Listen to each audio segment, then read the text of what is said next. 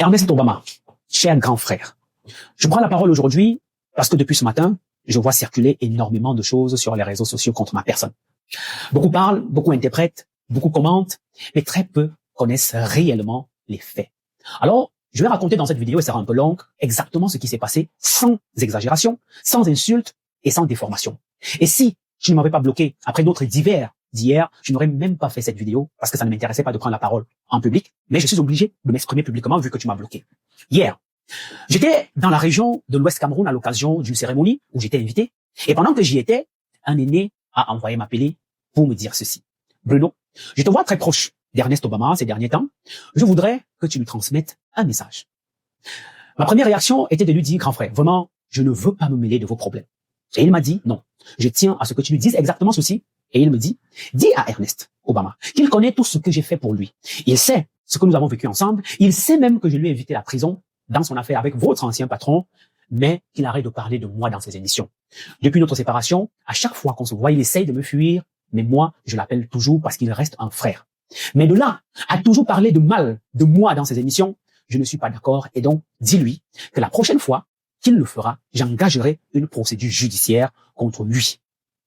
L'aîné en question me le dit devant 2 témoins. Et je lui dis, ok grand frère, je vais lui transmettre ton message. J'ai même d'abord oublié de le faire à l'immédiat parce que j'étais sur beaucoup de choses à la fois. Mais sur le chemin du retour pour Yaoundé, je me suis donc souvenu de cette promesse et c'est là que je t'appelle, grand frère, Ernest. Dans un premier temps, tu ne décroches pas. Mais quelques instants plus tard, c'est toi qui me rappelles. Et la capture d'écran d'hier le démontre. Tu me dis, gars, c'est comment, je sais que quand tu m'appelles, il y a la Joconde. Bon, la Joconde, c'est un peu pour dire qu'il y a un petit business, c'est notre langage quotidien.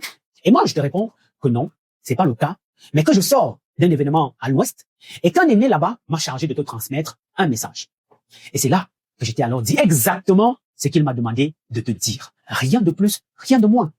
Ta réponse a été la suivante. Tu m'as dit que tu te bats seul pour faire vivre ta chaîne, que tu as des factures à payer, que tu as 46 ans et que tu n'as peur de personne. Tu as ajouté que la seule personne qui peut t'empêcher de parler d'elle est celle qui te soutient financièrement. Je ne sais pas si c'était un message. Et que celui qui ne te soutient pas ne peut pas t'empêcher de faire ce que tu veux sur ta chaîne. Et moi, j'étais simplement répondu, grand frère, moi, je faisais juste le messager. Nous avons même terminé cette conversation dans la bonne humeur.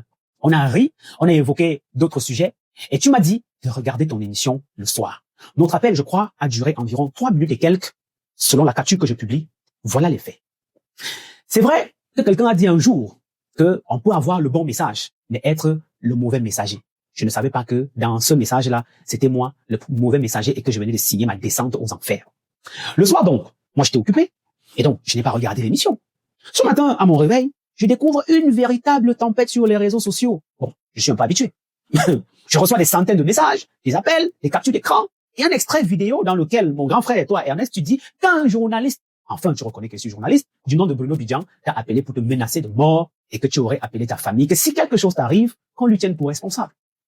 J'ai donc pris le temps d'écouter attentivement cette sortie et même de l'analyser parce que je connais ma personne. Et je vais être honnête. Ernest Obama, je sais reconnaître tes méthodes. Je connais ta manière de communiquer. Je connais aussi ta capacité à construire un récit qui te place dans la posture de victime. Et pour ce cas-ci, crois-moi, tu as réussi. Je te dis bravo. Tu as évité volontairement de citer le nom de la personne qui t'a réellement adressé ce message. À la place, tu as préféré mettre mon nom en avant. Pourquoi? Je vais vous expliquer. Parce que tu sais très bien que dans le contexte actuel, tu ne peux citer le nom de la personne, tu le sais. Et tu as donc choisi ton moins cher que je suis, le bootman que je suis, parce que je suis pour toi un sujet intéressant pour les ennemis de l'aîné. Donc tu veux attirer aujourd'hui la sympathie, tu vas attirer la sympathie de ses ennemis pour ta chaîne et la visibilité. Tu as donc choisi de me sacrifier moi à l'hôtel des réseaux sociaux. Résultat des courses, tu as toute la sympathie que tu voulais et tout le bruit que tu voulais. En effet, moi j'ai compris ta stratégie de communication et honnêtement, ça ne me dérange pas. Si ça peut te faire de bonnes petites affaires pendant un temps, pendant la durée d'un buzz, bah écoute grand frère, vas-y. Mais cela ne change absolument en rien la réalité des faits. Mais aujourd'hui, je veux quand même te demander une seule chose. Je sais que tu as l'habitude d'enregistrer tes conversations. Si tu as enregistré notre échange, je te prie mon cher grand frère, s'il te plaît, de le publier intégralement sur les réseaux sociaux. Je dis bien intégralement, afin que les Camerounais écoutent eux-mêmes le contenu de notre conversation, qu'ils entendent que je ne faisais que transmettre un message qui n'avait rien à voir avec la mort, ni avec moi. Ils entendent aussi le nom de la personne qui m'a demandé de te parler. Et qu'ils entendent surtout enfin qu'à aucun moment je n'étais menacé de mort. À aucun moment. Parce que cette histoire de menace de mort n'existe tout simplement pas, tu l'as fabriquée. Mais franchement, Qu'est-ce que j'en ai à foutre que tu reçoives qui tu veux dans ta chaîne? Ça me sert à quoi, moi? En quoi est-ce que cela me concerne? Le sport aujourd'hui ne m'intéresse plus. D'ailleurs, il y a quelques jours, je publiais la ligne éditoriale de notre chaîne de télévision en gestation. Nous ne parlerons pas de sport chez nous. Et c'est pour cela que depuis que la polémique liée au professeur Eric Mathias Owonangini est née, tu ne m'as pas vu. Tu n'as pas vu bien parler de ça. C'est pour rester cohérent, logique envers moi-même. Est-ce qu'une polémique pouvait concerner l'aîné en question et je ne réagissais pas? Mais je n'ai pas réagi parce que je voulais rester cohérent. Ensuite, je voulais quand même te rappeler autre chose au-delà, et c'est ce que moi je comprends et c'est le plus important. Nous avons partagé beaucoup de choses ensemble ces derniers temps. Je connais notre histoire. Tu sais aussi que malgré nos différends, j'ai toujours été respectueux et humble face à toi. Je me rappelle même, avec Raoul Christophe Mbia, nous avions dit que s'il arrivait un jour qu'on nous demande qui parmi nous trois on doit récompenser pour le travail qu'on a fait pour une quelconque nomination, notre choix, c'est toi. Parce qu'on estime que tu as le vécu, l'expérience, le talent et le parcours nécessaire. Je crois même que Raoul te l'a dit au cours d'une émission et tu le sais très bien. Donc, je n'ai jamais nourri de haine contre toi. Mais il y a une différence entre un différend privé et une exposition publique. Si moi aussi, je décidais aujourd'hui de raconter publiquement toutes nos conversations privées, toutes les confidences que tu m'as faites, est-ce que nous en serions là aujourd'hui? Certainement pas. Parce que moi, par contre, je considère qu'un échange privé doit rester privé et confidentiel. Parlons maintenant d'autre chose qui explique la cabale médiatique que tu as ouverte contre moi. Si cette sortie est liée à mes refus ces derniers temps, alors il faut que je vous dise exactement ce qui se passe, et surtout à toi. Il y a quelques jours, alors que nous étions dans le Septentrion, tout le monde peut voir les photos, pour une mission, tu m'as proposé de venir présenter une émission dans ta chaîne le dimanche à 11h. Je crois que l'émission s'appelle Le Club. Je t'ai répondu avec respect que je voulais désormais me consacrer entièrement à mes propres projets. Ce n'était pas un manque de respect, cher grand frère. C'était un choix personnel et professionnel. Tu m'as également proposé une collaboration commerciale entre ta structure et Digital Bee Agency. Tu voulais que mon service commercial prospecte pour nos deux structures parce que tu vois notre dynamisme. Là encore, je t'ai répondu non.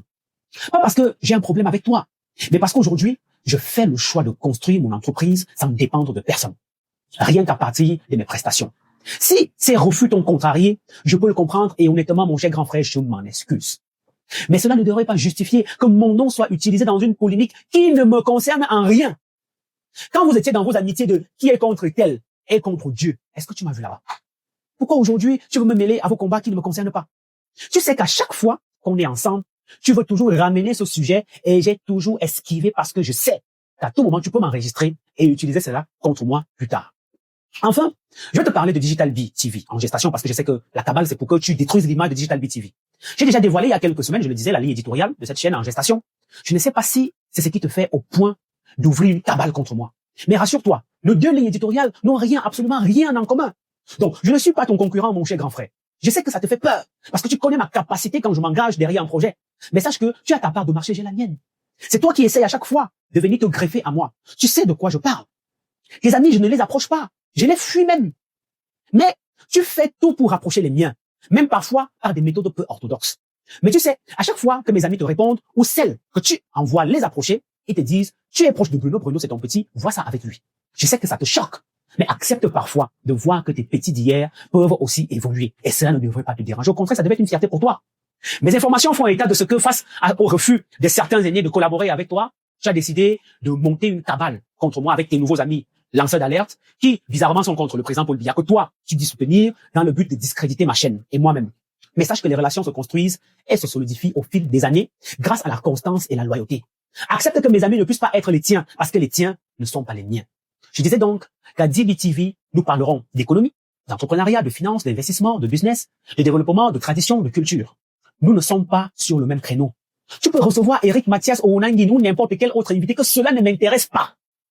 D'ailleurs, à B-News, je me rappelle, tu étais allé jusqu'à recevoir une de mes ex sur une de tes émissions juste parce que tu espérais m'abattre. N'est-ce pas, nous sommes toujours là aujourd'hui. Tu fais tout pour que mon père soit avec toi dans ta chaîne, pour espérer flatter ton ego vis-à-vis de moi. Est-ce que tu as même eu un seul jour l'impression que ça m'intéresse? Je ne suis pas en compétition avec toi, cher grand frère. Tu es loin là-bas, moi je suis encore en bas. Mais je construis simplement quelque chose de différent. J'ai également constaté que tu m'as bloqué, ça je l'ai dit, sur tes différents canaux. C'est de ton droit, je le respecte, mais cela montre aussi que tu savais déjà que tu préparais une cabale contre moi et tu ne voulais pas que je te le demande en privé, les yeux dans les yeux. Pour terminer, grand frère, je veux simplement te dire ceci. Je ne vais pas entrer dans une guerre médiatique avec toi. Je préfère me consacrer mon énergie à construire plutôt qu'à détruire. Digital Bee TV verra le jour. parce que ce projet repose sur une vision, sur du travail, sur des sacrifices et sur une ambition claire d'une équipe dynamique. Je continuerai d'avancer. Je te souhaite sincèrement de réussir dans tes projets et je reste convaincu d'une chose. Au bout du compte, les faits finissent toujours par parler plus fort que les polémiques. Et les faits restent que, je te prie, grand frère, publie notre conversation d'hier, si tu l'as enregistrée, afin que la vérité puisse éclater au grand jour. Je te souhaite bon mariage. Je sais que tu vas te marier dans les prochains jours. Je te souhaite une bonne lune de miel. J'espère que dans cette lune de miel, tu seras en phase avec ta conscience d'avoir jeté un petit frère à la vindicte populaire juste pour t'attirer la sympathie, juste pour avoir la visibilité et pour espérer saquer, saboter et saper son projet à venir, tout simplement parce que tu n'acceptes pas que ton petit frère également que je suis puisse monter une boîte qui fonctionne très bien. Continue dans ta cabale avec les Boris Berthold et autres, ça ne me dérange pas. Je te souhaite plein de succès.